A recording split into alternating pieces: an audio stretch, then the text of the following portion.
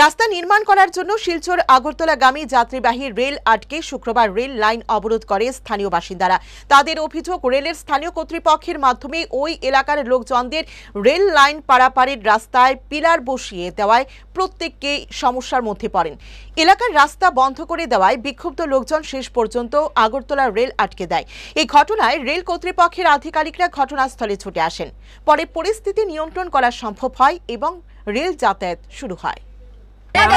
রাস্তা ব্লক করে দিছে, দুনো দিকে রাস্তা ব্লক করছে, রাস্তা নাই, যাওয়া আসা রাস্তা নাই, এই লেগে আমরা ট্রেন অবরোধ করছে আজকে। আপনারা কি চাইতেছেন এখন? আমরা চাইতেছি আমরা রাস্তা আসা যাওয়া রাস্তা করে দাও, দেখো পিলার উঠায় দাও, তারপরে আমরা ট্রেন। আচ্ছা, কতদিন আগে এরকম পিলার বইছে?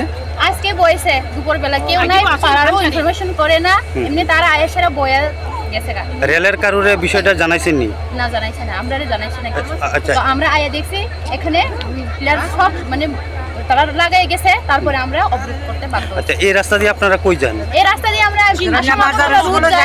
আগরতলা যাই, জিরাই নিয়ে যাই, মাধববাড়ি যাই, যে কোন জায়গায় যাই আমরা। আর এই রাস্তা আরেকটা রাস্তা আছে, এদিকেও আমরা রাস্তা পাই না ভালো।